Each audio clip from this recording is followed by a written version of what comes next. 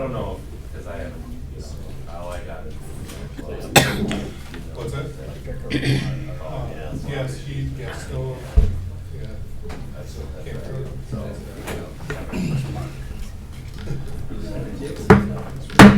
Good evening and welcome to the Maple Plains City Council joint meeting. It is May 22nd at 6 p.m. and I call the meeting to order. Please stand and join us for the Pledge of Allegiance. I pledge allegiance to the flag of the United States of America and to the republic for which it stands, one nation, under God, indivisible, with liberty and justice for all. Thank you. And since tonight is a special meeting, we will begin with introductions. I will start and then we'll go to the right. If you could say your name and your role, that would be great. My name is Julie Moskowski and I'm the mayor of Maple Plain.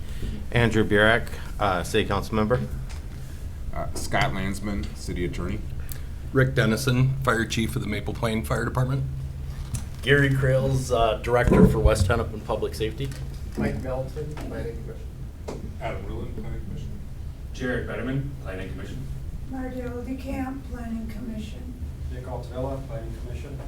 Stephen Scherson, Planning Commission. Mark Caltis, planner. Jacob Colander, city administrator. Connie Francis, Council. John Fay, City Council. Awesome. Thank you so much, everyone, for being here tonight. Before we get started, and since this is a larger meeting, just a couple things I want to cover. First, we did receive a couple emails and phone calls questioning why there was no public comment tonight, and we had 3 opportunities for that already, both at a planning commission and at 2 council meetings. So knowing that we had a larger group tonight, that is not open unless you're called on. I'm procedurally just asking for respect, that it would be one person would speak at a time so we can all hear everything that is being said. Also, if we could be cognizant to try and not repeat what someone else has already said, because I'm sure there are some of the points that multiple people are sharing. And then as well, if you could make eye contact or raise your hand so I know who to call on next to just manage the flow and to keep the meeting moving in an efficient and effective way so everyone's heard, I would appreciate that. All right. Any questions? All right, hearing none, our first item of business this evening and only item is the River Oaks CUP Public Safety Discussion, and I'm going to turn that over to staff. Thank you, Madam Mayor, members of the council and the commission. So tonight's goal is to discuss first public safety concerns that police, fire, commissioners, council may have with the proposed use of the River Oaks facility. We have numbers in the packet that reflect the number of calls that other facilities for River Oaks has received. So we want to talk about that and how to address that issue. And then the second item that we want to talk about tonight is going over the conditional use bullet points. What are those conditions going to be? What do we want to see in there? So that Mark and I can put that together and bring forward to the applicant and to the council for a final review. Did you want to add anything to that? No, I think it's perfect. So I think we'll start off first with the public safety discussion. I did send out a packet to everyone. There was an updated packet online that I also sent out with some bed numbers. For those of you that didn't get it, I'm just going to kind of go through and touch down on that. So the facilities in Maple Plain, 4848 Gateway Boulevard, the current Haven Homes property has 147 beds, 64 nursing, 67 assisted living, and 16 memory care. The nursing home that was at 1520 Wyman had 52 beds, and the assisted living at 5515 Bryant had 21 beds. The Watertown facility has 60 beds, and the Lake City, I just got these numbers a little bit ago, has 39 beds. So I guess I want to kind of open it up for discussion and concerns, and maybe turn it over to Gary first and Rick to talk from their viewpoint. Chief? Well, I didn't realize I'd be going first, but, I said chief. so yeah, you can yeah, pass I to know, the I guess left. it could have been Rick. I mean, I think just like anything, we want to look at data and look at numbers and how that relates to response times and costs and how much time is going to be spent at any facility that is within the city or being built or coming in.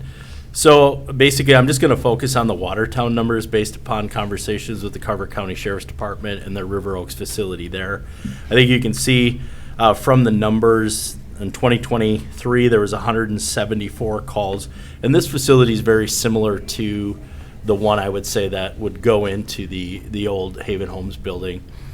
This facility in Watertown is located on Highway 25 up on top of the hill, I call it, in Watertown, kind of a similar distance away from like downtown or the facilities. There is a gas station closer by there than there would be in Maple Plain. But in looking at the numbers of 174 calls in 2023 and 250 in 2022 and 151 in 2021, I wanted to get a better idea of what are all those calls. And those are, the data was just from the address itself pulled by the Carver County Sheriff's Department.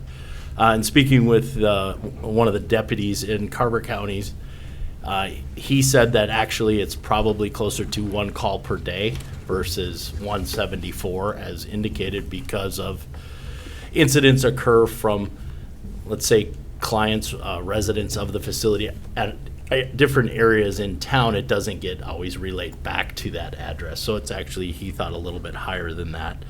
And then when you look at the Watertown fire, just to put it into perspective, they had 101 calls in 2023 and then 122 in 2022.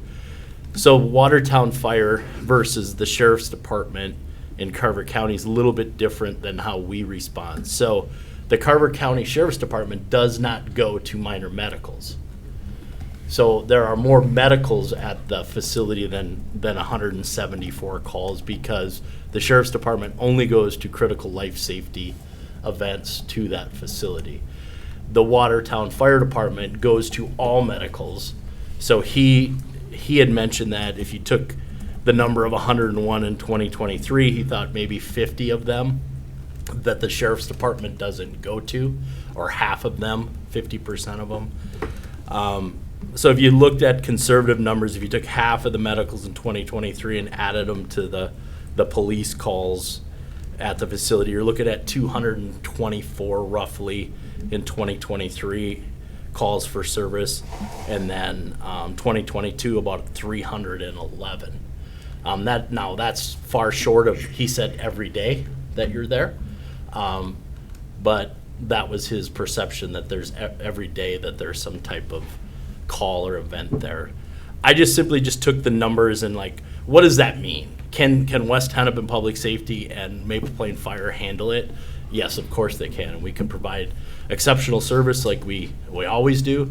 But I just wanted to kind of put that into perspective. If you took the number of calls in Maple Plain in 2023, which I took out the traffic when I did the number of calls per year, so there was 924 calls in Maple Plain handled by West Hennepin Public Safety. You know, you do the math wizard on the 224, like I said, you're somewhere between a 24% increase in calls for service for your police department for this facility, and that's going to cost money and time. And if we don't increase the size of our police department and we don't add officers on, it's going to reduce. We're going to be spending 24% of our time there and handling calls. That will reduce our response times for other areas, which is manageable. If you look at the 2022 numbers, it would be 33% increase in calls for service to the city of Maple Plain if the numbers are accurate. And then if you went by what the deputy said, that it's every day, it would be over a 40% increase in calls for service to West Hennepin Public Safety for the city of Maple Plain. That's pretty much all the data analysis that I went through. I didn't break it down every single year. I just kind of wanted to express that we're going to be busier and we need to prepare for that. And and a financial aspect of it and a personnel aspect of it. If you have a 25 to 30% increase in calls for service, that takes more time, more people, more resources. So So to clarify, Chief, putting on a different hat, I've sat on the police commission for 10 years. In my 10 years on the police commission, we have never been fully staffed. correct. So you talk about adding staff and adding hours when we are currently down 20%. 2 staff, and we've been recruiting and retention and bonuses and hiring bonuses and been at this for a couple years Yeah. and still aren't full staffed. That is a legitimate concern. So, okay. Yeah, and I think too, like, you know, you look at different areas around Maple Plain. I look at different areas within Independence. Let's say Vinland. Let's say a lot of people want to say, oh, Vinland is a place that we go a lot in Independence for calls for service, and which it is. I feel like it's a lot there. And Vinland in 2023 was 85 calls for Vinland. Vinland Center, when you take the number of police calls in total in Independence, that was 4.5% of the calls in Independence was at Vinland, which feels like a lot to me when we go there, but I was surprised to see that number was that low. Also with Vinland, they're a nonprofit facility, so they also provide payment back to the city of Independence for those police calls at $100 an hour for services by the police department, and they provide payment to the West Suburban Fire Department at $175 an hour.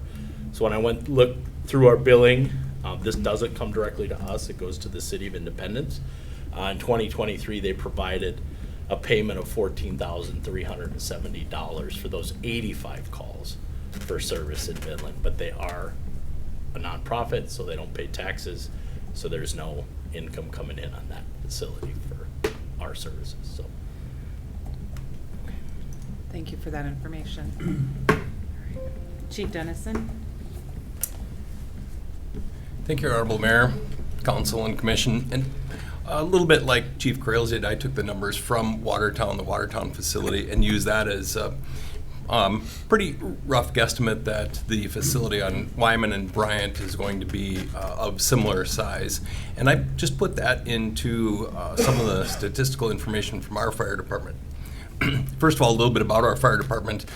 We are strictly a paid-on-call fire department, so one step above the volunteer fire department. We do get paid per hour, but nobody lives at the fire station, nobody pulls shifts, and we don't have anybody staying there at any time. So everything is truly a response to a pager call, a call-out, if you will.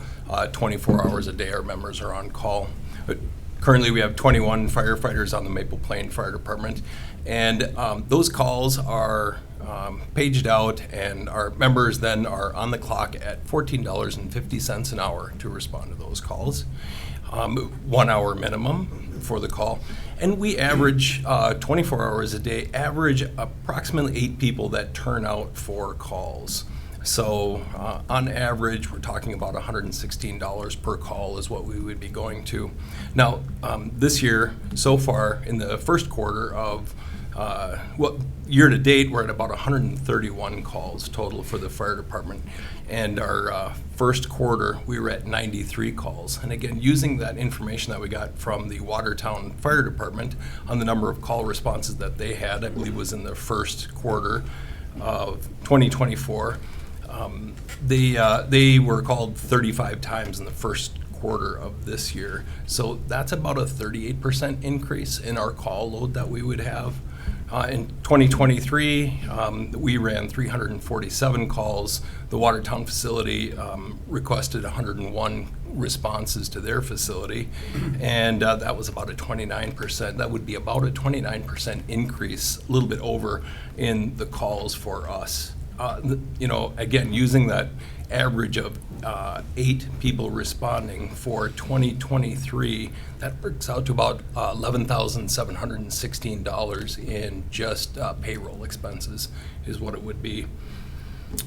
You know, and again, That is 24-hour times now. Again, because we're a paid-on-call department, we have a lot of people that have jobs that are on the fire department, and they leave town and go to work somewhere. So our numbers during the daytime between 7 a.m. and 5 p.m. are a little bit thinner. We're averaging somewhere around 5 or 6 people that are available to respond to calls.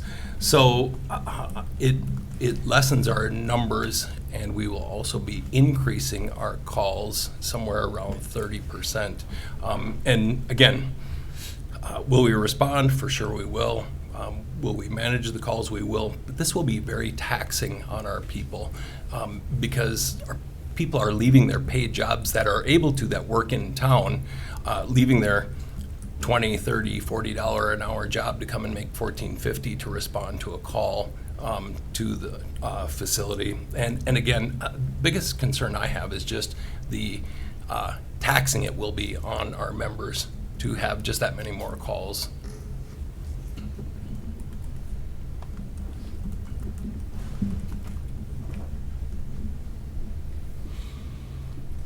Questions at all? Chiefs, the formula that gets put together every year that determines the share of the budget that is Independence is the share of the budget that is Maple Plain isn't necessarily calls as it is call hours. And everything we're looking at here, you just put some call hour data together. I didn't follow it, but that's okay. Everything that Watertown, everything that Lake City has put together was calls. And you put together calls. But really what we're talking about here is call hours. Gary, can you somehow extrapolate your calls into call hours? What you mentioned 33% or something. I mean, realistically, from a dollar standpoint, what are we looking at here as far as not a dollar standpoint, but an hours standpoint? You know, I think it really depends on what the call is for service, right? I mean, is it a minor medical? Is it a death investigation? Is it a narcotics problem? Is it a theft report? Is it two people fighting? Is it an arrest? All of those things do matter, right? I think most of them are the 1 hour, you know, the minor medical, the medical that you're going there.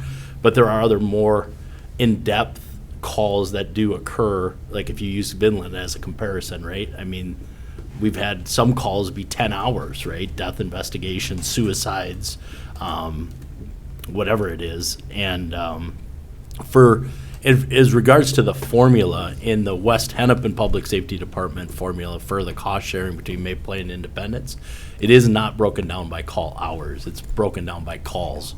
So, and that's a 3-year average of calls, population, and tax capacity. So the number of calls would influence, or over that next 3 years, would make a big difference on the amount of your percentage as Maple Plain percentage of what they pay for West Hennepin, if that makes sense. I think it just kind of depends. I mean, even CASIA, you know, normally most people think those are minor medicals, and they can be, but then there's people that pass away in there, and then there's death investigations, and then there's adult protection reports, there's scams, there's thefts. It's not just medicals going there. There are other criminal or non-criminal matters that take longer and more time to deal with. Well, and I tried to break down both Lake City and Watertown and Maple Plain into assisted living, because when you look at the Haven Homes numbers, you know, it has memory care and it has nursing care in it, and the old Bryant House had nursing, but River Oaks is not nursing, it's assisted living. And so we really need to be looking at the assisted living numbers, not. So when I broke down the numbers between their 2 other facilities and compared it to at least 2 years of data that we had at the Wyman Bryant facility, try to get apples to apples, assisted living to assisted living, their call volume for both Watertown and Lake City is 250 and 260% higher. Yeah, it is. And there's really only three ways to account for that, or to compensate for that. Number one, River Oaks needs to change their model in how they reach out to public safety, change their clientele, or pay for the additional fire and police safety that is going to be passed on to the 1,800 residents of Maple Plain. And I don't know how you go about doing that, because I don't think they're able or willing to do the first two, which is change their clientele or change their model. So the only thing left is they get assessed a financial impact for bringing on more hours. They have to be compensated for somehow. Administrator Colander. Thank you, Madam Mayor. Councilman John, that brings up a very good point and kind of leads not away from this, but we had some conversations with Attorney Landsman, and there are some options we could explore that would relate to that. Scott, would you mind kind of talking about that a little bit? Sure. Mayors, member of the council and the commission, the cities do have statutory authority to impose fees for emergency services. But when you look at it, it's not, it would be citywide. So, and you can set maybe a level of, I don't know, say if you're above 10 calls or whatever calls per, for a property, maybe it starts to kick in, but it would be a citywide ordinance. And then there'd have to be a look to figure out, make a determination of what that fee should actually be. It has to have some relation to the actual cost that's being imposed or being impacted by the city for the services that are there. Now, the reason why, and you don't want to, one of the things that when this was looked at by the U.S. Supreme Court, not for Minnesota, but in general, is that a city cannot deny basic necessities of life, and by having the fee be too high could impact that basic necessity of life. So there's like this, there's a, so providing disproportionate or unequal charges could be a form of denying that basic necessity. So long and short of it, the city can impose a fee. It wouldn't be a condition of a conditional use permit. It would be just a general citywide fee that would be attached to any property, and then there'd be a determination of what that fee should actually be. There's also, and I don't know about this either with regards to it, but the increase in tax base that may result in the property being put to use. I don't know if that's actually going to happen, because I know it's already a built property. That may be some of the recoup costs too. But are there any questions with regards to the fee itself? Why can't it be, the Supreme Court determined that it can't be, a fee can't be incorporated into the conditional use permit? No, that's the statute. Statute. Yes, the state statute. The authorization, the authorization comes from the statute. And the statute basically says that the city can adopt it in a basically authorizes the manner and amount for charging services, and then it does look at the fact that it's more of it's a citywide. It doesn't say you can't impose it on as a conditional use permit condition. It doesn't say that. But the authorization comes from adoption of an ordinance that is more citywide. But since there is no prevention with regards to making it a condition, we can look into that. But in my review, and how other cities handle it too, it's been citywide. I looked at, not quite the same situation we're looking at, but I looked at Wayzata. They have a provision with regards to any property gets more than 3 false alarms, then it kicks in. It's a little bit different because this is dealing with service calls, but there is something where then the charge will kick in. Independence has in their city code with regards to the false alarm. Let's see, St. Cloud does provide, the St. Cloud City Code does provide for an excess of calls of public service. To the same property would be charged fee for subsequent occurrences. So there is that one, there is some similarity. But that's written into a fee schedule? No, that's actually in their code with regard to, the fee itself would be in the fee schedule. But the actual authorization for it is in their city code. Administrator Colander. Thank you, Madam Mayor. So, thinking about that aspect of it, if we were looking at the normal volume of calls, so it's not 200% more, and we said, a total of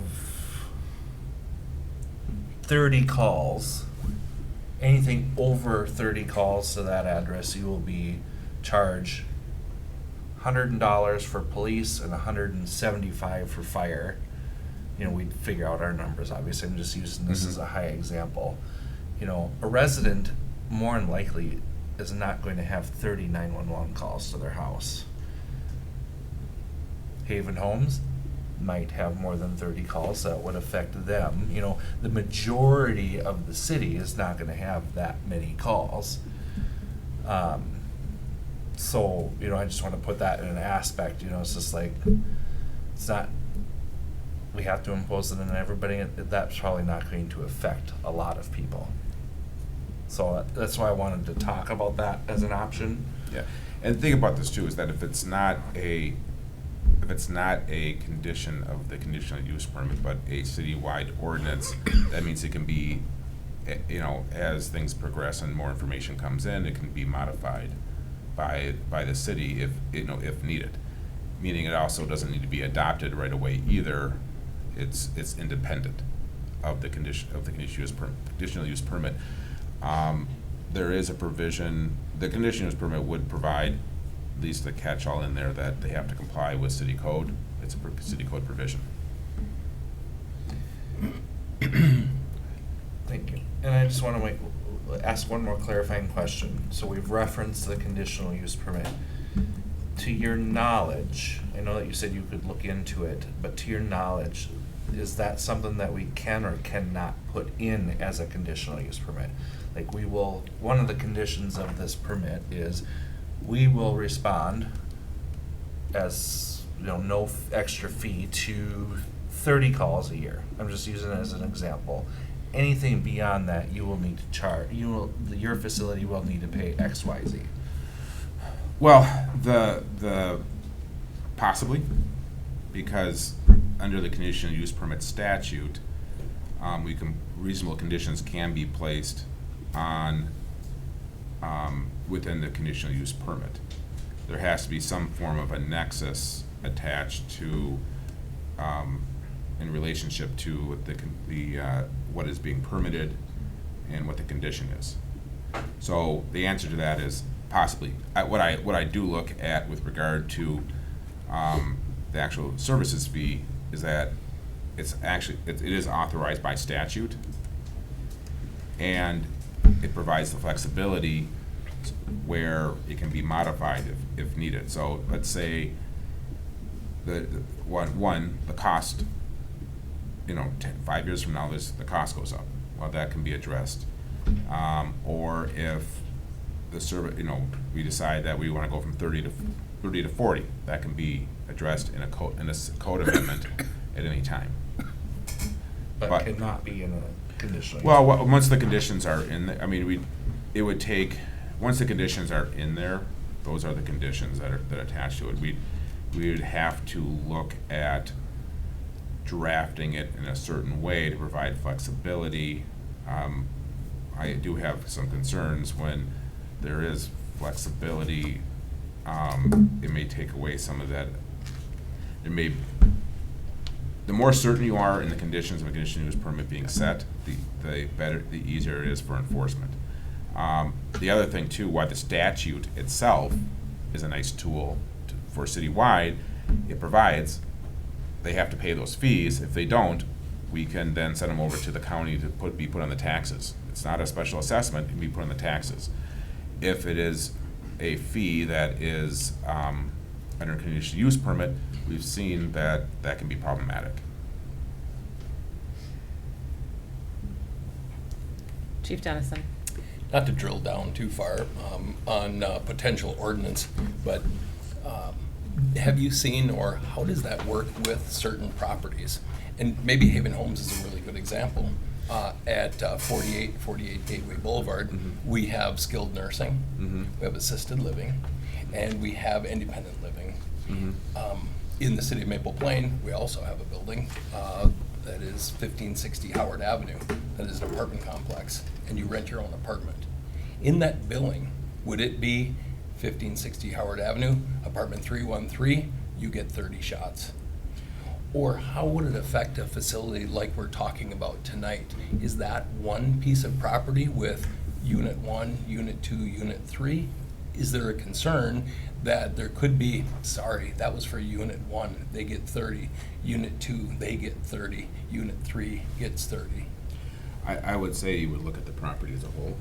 I mean, if that's your concern. I mean, so unless there was a possibly individual ownership of it, which if there isn't, you would look at the property as a whole. And so when we work, I mean, that's the devil in the details. And so, For sure. you know, if it's put together, we put an ordinance together, we would look through that and also, you know, seek other, you know, advice, you know, input from you and the police chief with regards to, you know, what's the best tool of putting it together into the framework that we're allowed to do. So. I could just see an apartment complex owner, one of the apartment buildings, and how do I control how much Unit 202 calls the police? Why are you taxing me on my tenant? Or is that, you know, again, I don't want to drill down deep, but I just want to make sure that that's thought about. I mean, the statute is pretty broad. It just says we can set up an ordinance with regards to fee for services. For sure. That's just what it says, and so it gives a little bit more discretion for the city, but at the same time, it looks, I think it looks, there's a couple of things that are interplaying with it. One, you know, the constitutional claims with regards to equal protection, and also this, the basic necessity part that I talked about. So if the council does decide to put something like that in place, we would probably do a deeper look into some other cities, get some examples from it, and work within the confines of what the statute is, and then the constitutional restrictions to put something together. Awesome, thank you. Yeah. Commissioner Melton. Thank you. Question, assuming we can find a way to do this financially, but we still need to figure out how we overcome the shortage of manpower, or woman power, people power. If somebody's somewhere, they're not somewhere else.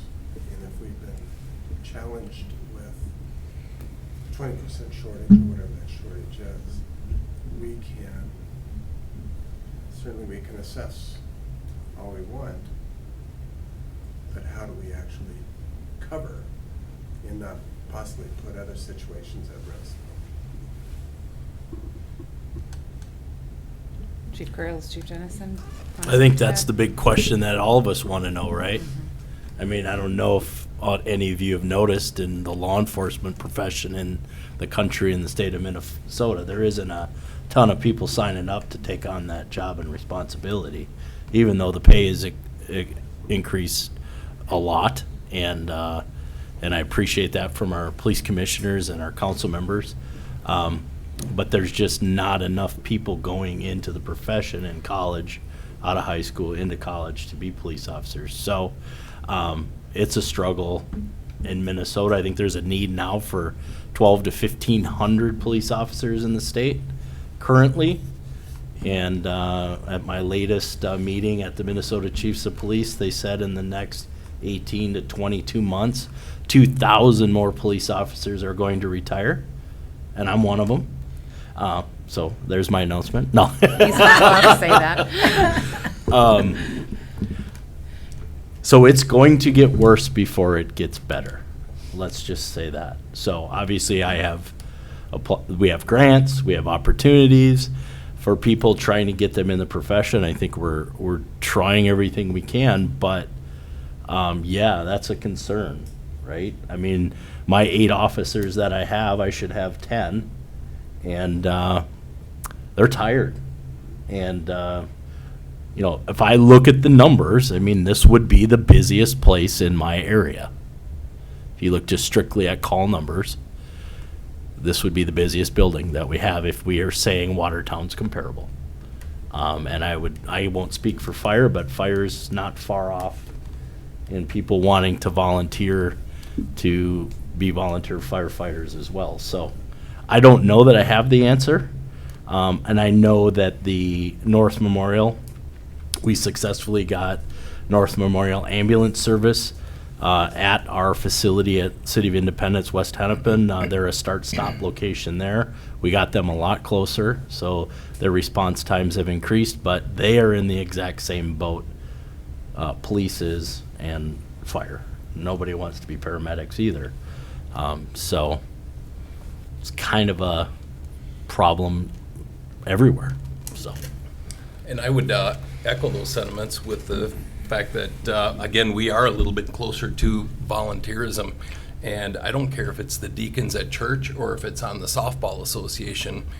Nobody wants to have or has that time to volunteer as much anymore. I know from my time on the softball association, it was easier to write that $200 check to give up your volunteerism time and have someone else do it than it was to actually give the time. And that is where the fire department's at.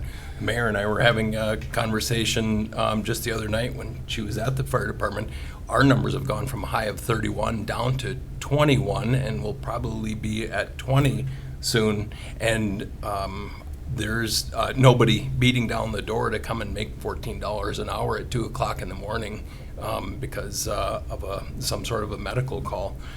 So it is tough. And as we move along and we look at some of the things that we're doing again with the fire commission is to, you know, how do we work together with some of the other communities to do this? That's one avenue. A lot of the other communities around, as close as, again, Long Lake, and I know that Loretto's even talking about it this summer with some construction concerns and getting to calls, are putting on duty crews.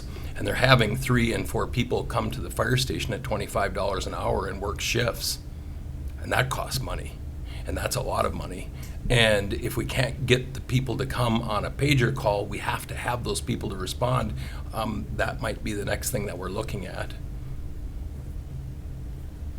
So a question I have for staff then is if the consensus, and I'm saying we're not in agreement yet, but if the consensus is we cannot provide the level of public safety that we want to provide and maintain, is where do we go with this discussion?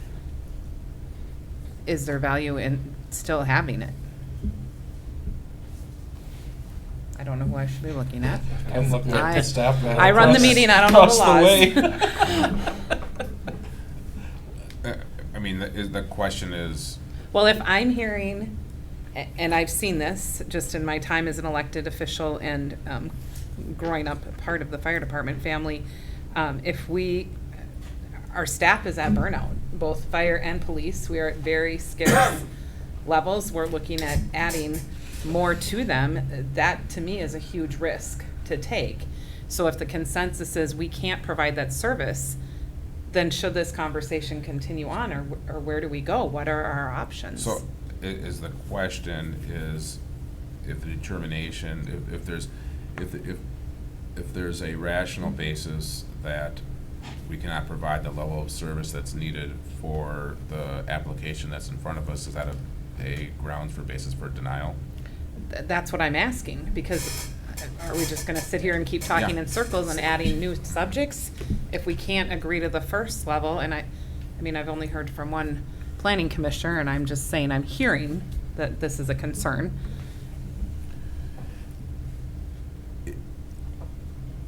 Can that be a condition? Yeah, I mean, the answer to that is yes.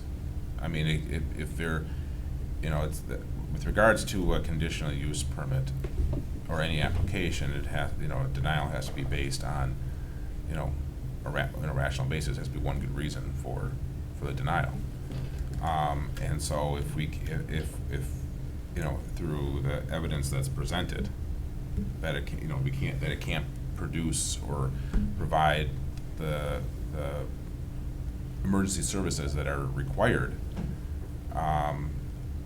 as long as the facts meet, the premises meet the conclusion, then the answer would be, that's where it would go.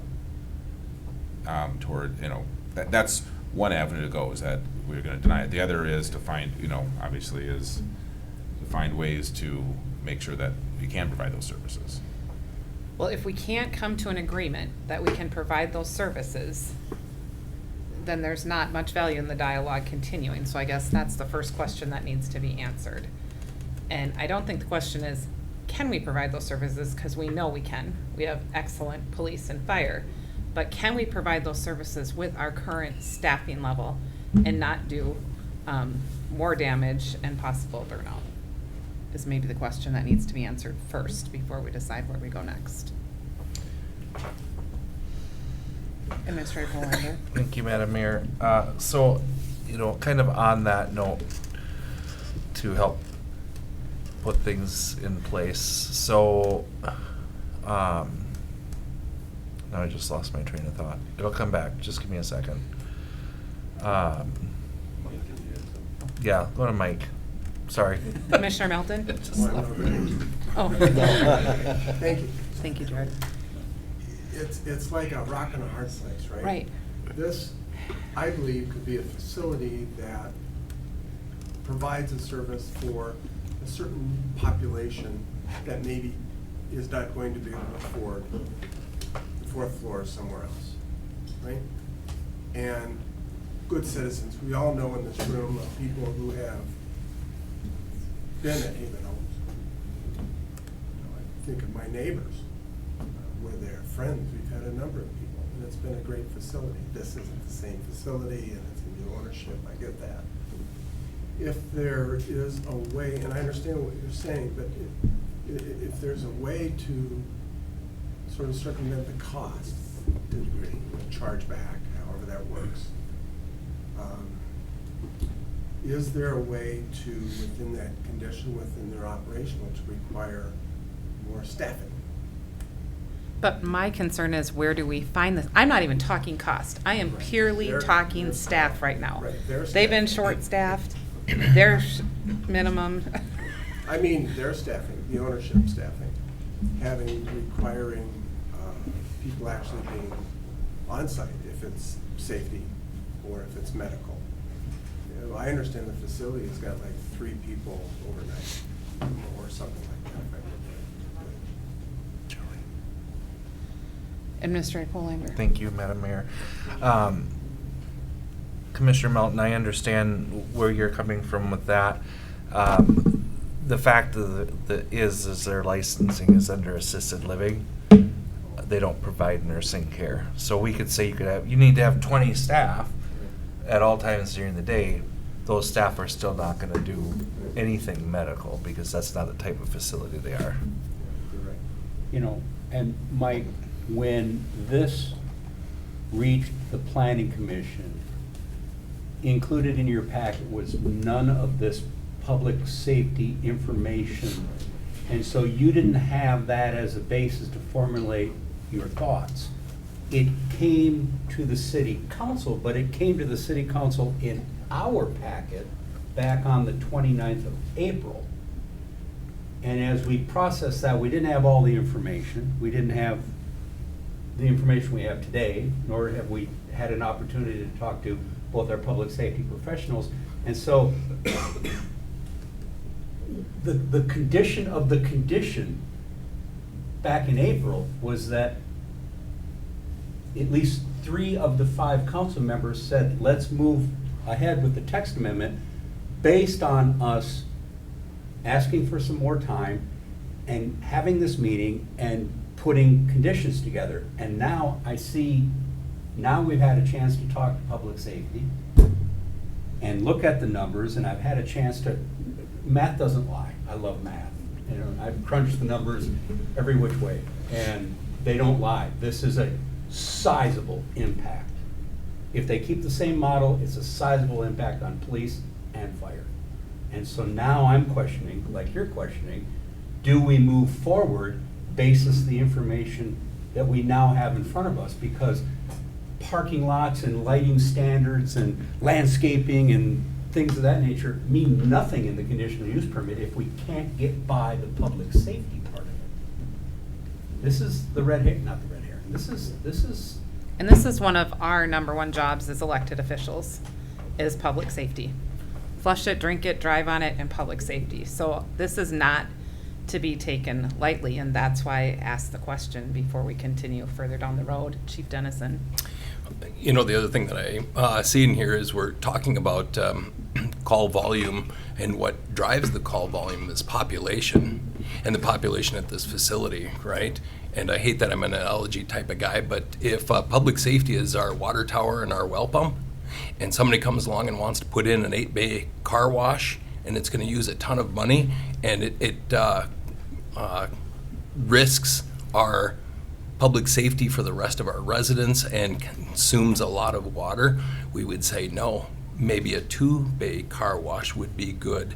And I'm sure for River Oaks, there's probably a break-even point with the number of beds, but the other option that I would see is limit the number of population that there to bring those call volumes down so that we're not responding.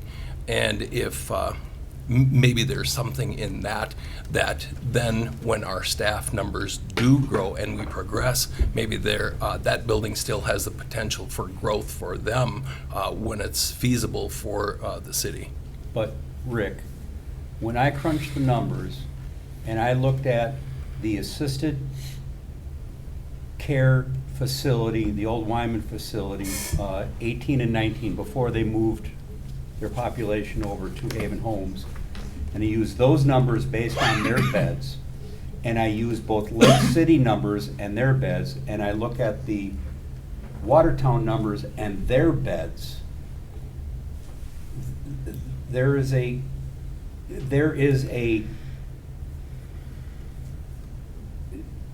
2.5 times the call volume. So you literally would have to get, it doesn't matter, the call volume is the same per bed per year. You know, 5.5 calls per bed per year. So you'd have to get down to 10 or 12 or 18 beds in order to get back to where we were consistently with the old facility. You can't run a business on 12 or 15 beds. I'm just a fireman.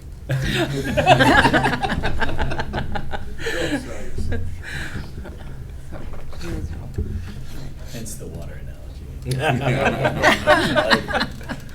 right. Anything else from commissioners, council?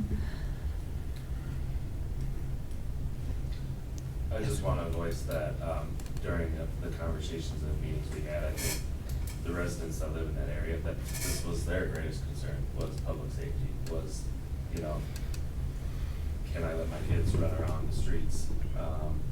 Do we have to be more cautious, you know, based off of history with what was there before? You know, they were concerned about what will happen again because it's, you know, another commercial space. We got people coming in, doing the work, or working.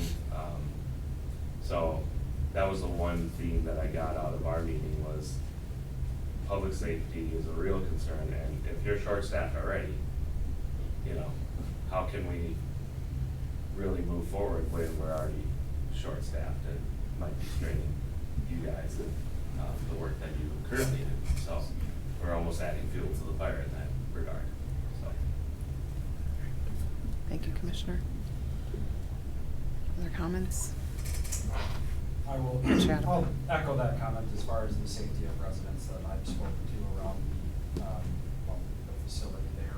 But then additionally, the increase in call volume with where we stand today with current head count on both departments, but then it's a big question mark of if we're not fully staffed in place, when does that happen? Is that a 6-month process? Because if we hire anyone, I don't know what the training is and how long that takes to get up to speed.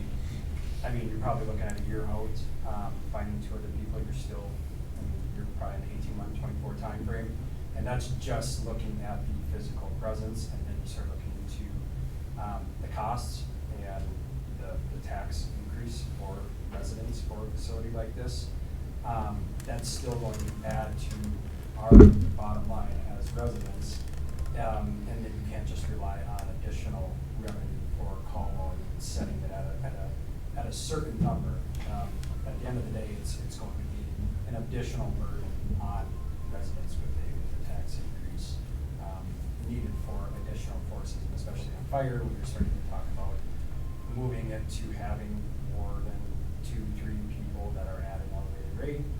That is going to be a factor as well. So that's further down the line. The initial is getting people on board, and that's concern number 1. I just don't see that we're there yet in this conversation.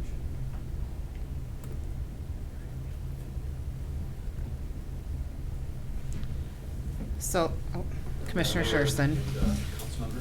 Council members, I echo the same sentiments here as well, that public safety is paramount here, and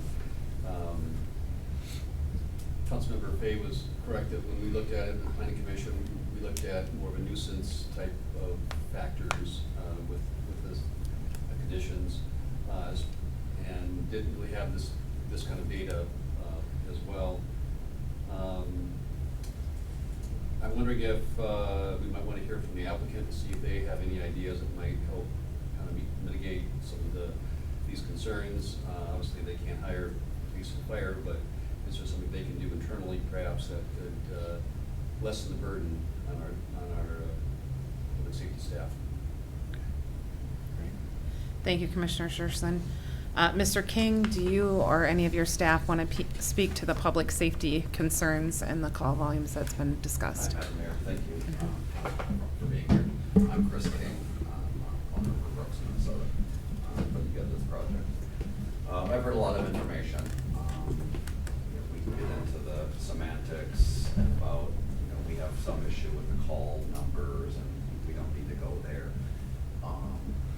The clientele, assisted living versus assisted living, honestly, it's a lot of apples and oranges. We have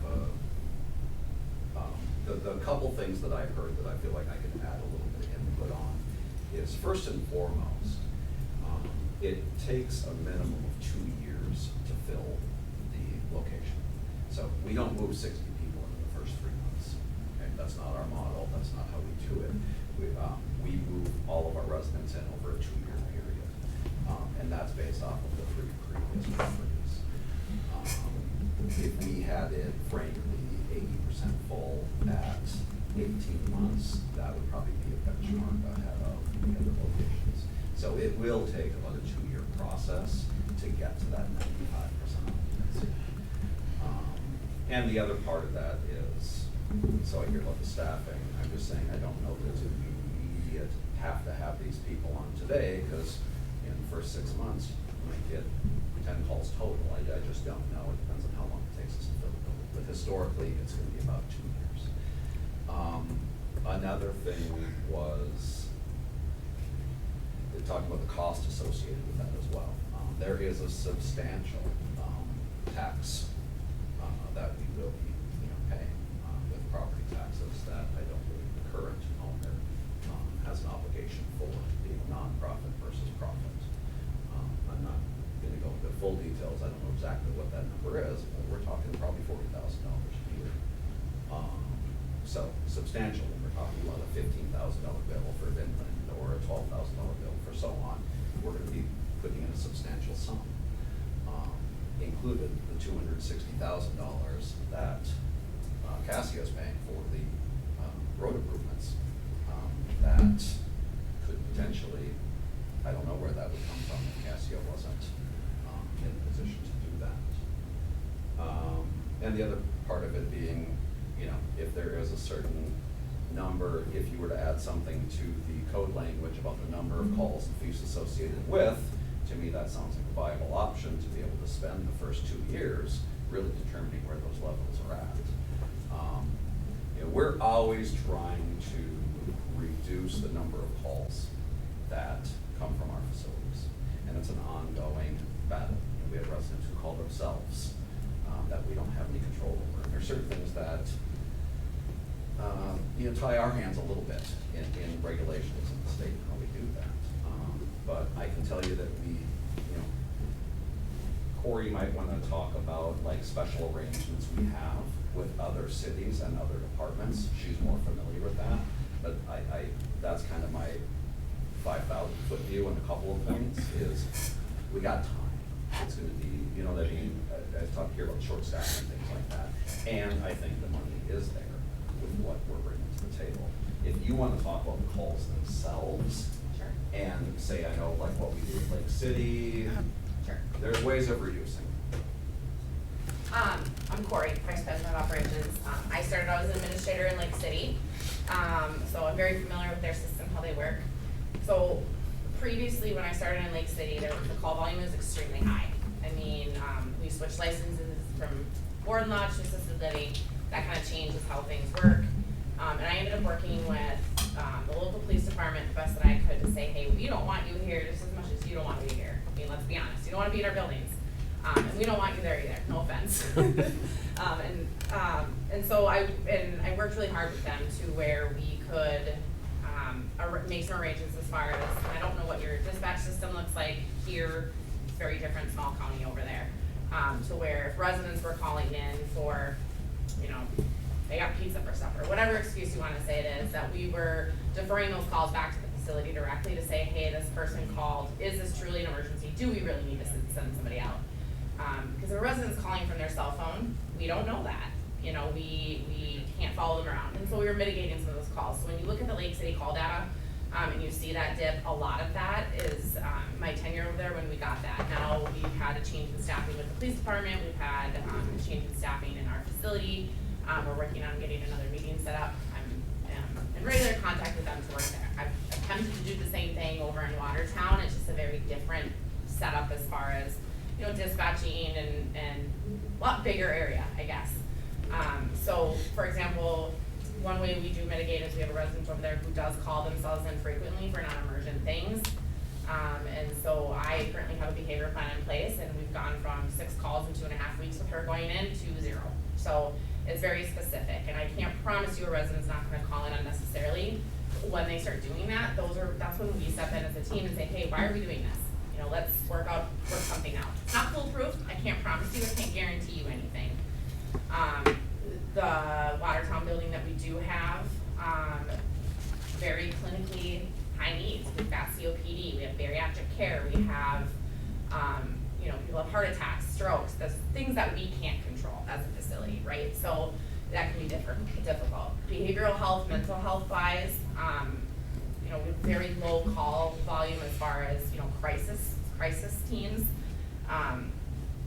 You know, it was, yeah, it's less than 6% across the company, which may seem high, but given our population that we serve mentally ill clients, it's pretty successful. We've gone from about 20% to 6% over the last 7 years. So there are ways to do it. We just have to figure out a way to communicate and work together to do that, and know that, you know, you might get 5 calls, let's say, in the first 6 months, but problems come up, and then we work to solve them. It's really communication, it's really team building, it's really working. We know it's taxing. You know, I'm happy to answer any questions. It's hard to know and, you know, to go and do things specifically, but we do work hard to reduce them. I would say in our Watertown building, our facility tends to use Carver County a little bit more than they should. I know some of the staff there and the deputies have some personal relationships too, you know, as far as friendship too, so I think that gets taken advantage of a little bit. But there's definitely ways to work around it. We just have to all be willing to work together. That was there, the numbers are there, I can't change that, so. Thank you, Corey. Chief Crails, and then it will be Commissioner Rowland. I will want to say, though, in my conversation with Carver County, they did say your staff was good to work with over there in Watertown, and that they tried to, kind of similar to what you said, they'd get these calls and then they'd call your staff to have you guys handle it versus the sheriff's department handle it. So I appreciate the work that you guys do on that, and they had good things to say about you. When did you guys open in Watertown? Just because I don't know. 2019. Okay. Or before COVID. Yeah. Okay. Then that happened. Commissioner Ruland? I guess, one question is, how many calls are, like, in the cities, or, I don't know if you know or not, but for residents outside of, like, campus and building, like, in As other far areas? as like something happened somewhere else, Yeah. you know, honestly, I don't know the numbers to that. I We don't pulled Lake have that. City's log from the department yesterday when I was in Lake City. All I have is our Amex calls, and so I don't know that. I do know that we've gotten calls specifically in Lake City, a lot of calls of, hey, your resident's down here at the bowling alley having a beer, and I would say, okay, you know, like just, and there's a lot of miseducation too. People will be out disheveled and they'll assume it's our client and it's not. So I really don't know the answer to that.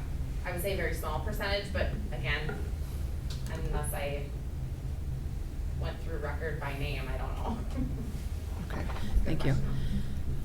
All right, Mr. King, did you have Yeah, something my else to only- add, and then we're gonna? Yeah, my only real statement to that was the point I was trying to make is that it takes a couple years to fill the building, and we're in touch with all local services through that process, talking with the ambulance services, talking with the hospitals, talking with the police department, fire department, to minimize as much as we can. And from what Corey said, we obviously want to work with the departments to have as little impact as possible. All right, thank you very much. Thank you. So again, the issue at hand right now is not the finances or the money or the taxes. You can have a seat, Corey, thank you. The issue is, can our staff continue to handle this? And even if we look back to what was just referenced, 8 years at Lake City, in those 8 years, only 2 of them were less than 100, and we went from 101 in 2016 to 147 in 2023. So things are going to ebb and flow depending on clientele. So even with open communication, and again, we have been, so even if you were willing to hire another officer, we have been short-staffed at least 10 years. I don't know how long, Chief Crows, since I've been elected, I know we've been short-staffed at least 10 years, and our fire department is down to 21. And again, we are so grateful for all of those staff and their commitment, but we need to retain them, and we cannot afford to burn them out. And we also need to make sure that people coming into this city are feeling safe and receiving the services that they may need at any given time. So the question at hand is, do we feel, as council and as commissioners, that we can provide the public safety to make the potential incoming new residents and current residents feel safe and not burn out our current public safety staff? And I think that's the first question that needs to be answered before this I don't know if I'm continues. willing to take the gamble, Mayor. Okay.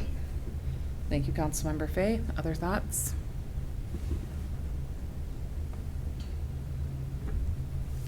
Recruitment of staff, especially fire, is a challenge. And I'm with John on this one. It is a gamble. Thank you, Councilmember Burek. Councilmember Francis?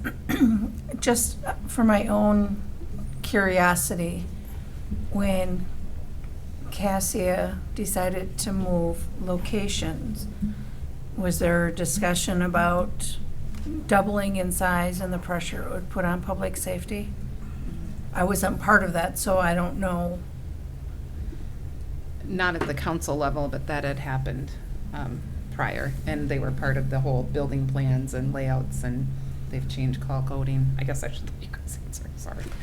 Yeah, I think, yes, obviously, and you can see that there's 148 calls there, right, that we went to and fire went to in 2023. So yeah, of course it is.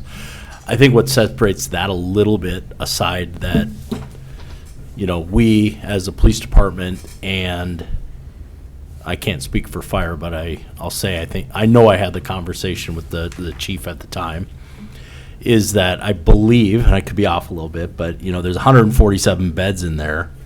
I think 75 of them are independent living. So it's like you have your own apartment. So they don't get any services from Cassia.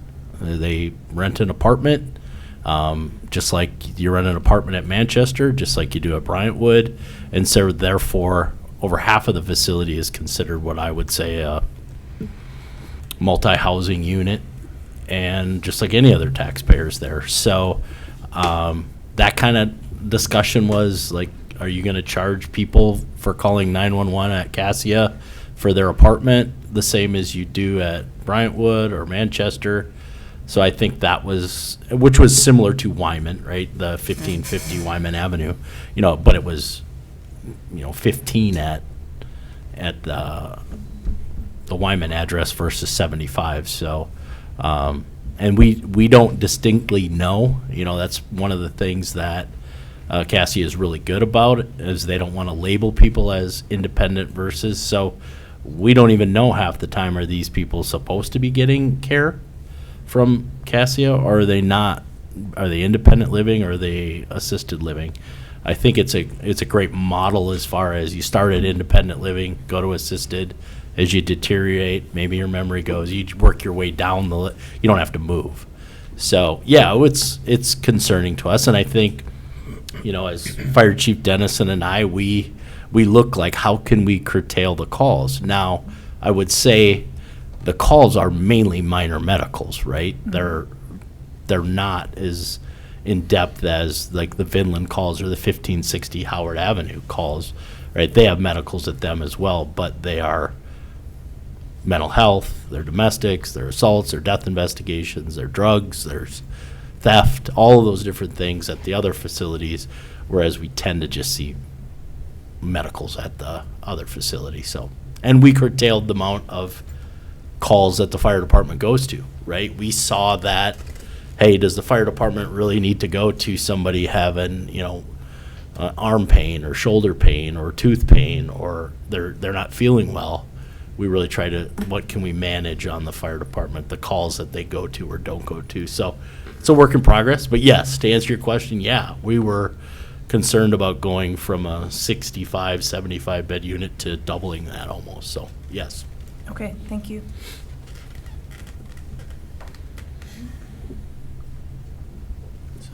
Could you speak to the staffing levels at that time at all? How was it different, I guess, would be my question. For the police department, it just kind of historically, I've been here since 1996, and since 1996, we've had 10 police officers. So in those 10 police officers, one's in a narcotics unit, one's an investigator, chief, and a sergeant. So relatively running 6 or 7 patrol. I did the 15-year historical data on it, and I presented this to our police commission, because we've obviously, calls have went up, populations went up, growth has occurred in both cities. We've never increased the size of our police department since I started in 1996, and we run about, the last 15 years, 8.5, and 8.5 being deployments to, for the National Guard. We've had people hurt, we've had people leave, we've had people quit, we've had people, so the average is 8.5, and they know, and I've jokingly said, let me have 11 or 12 so I can be full staff at 10. I know it's not a joke as we talk in here, but it's like, so when we finally get to 10, somebody retires, somebody resigns, somebody gets hurt, somebody gets deployed, and that's what I would stress, is if this facility is, we really need to have that discussion with our police commissioners, we need 11 or 12 to handle this increased call volume and the services to continue the same type of service levels that our citizens expect. And we would want to provide to River Oaks.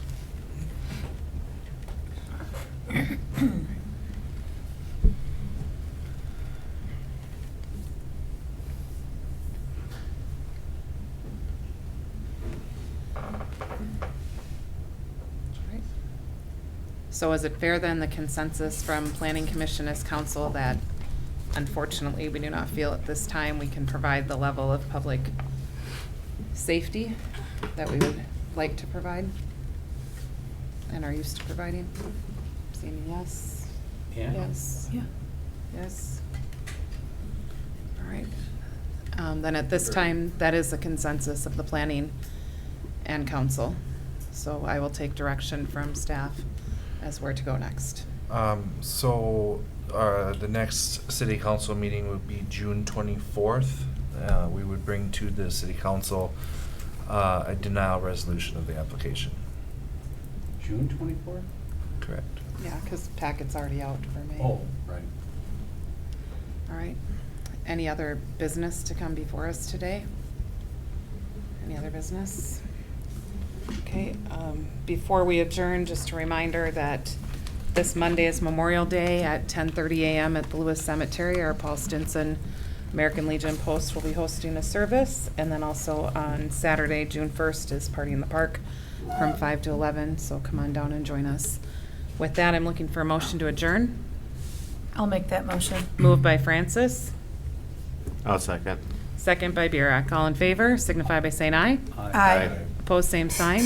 Motion carries. The meeting's adjourned at 7:11. 10-4.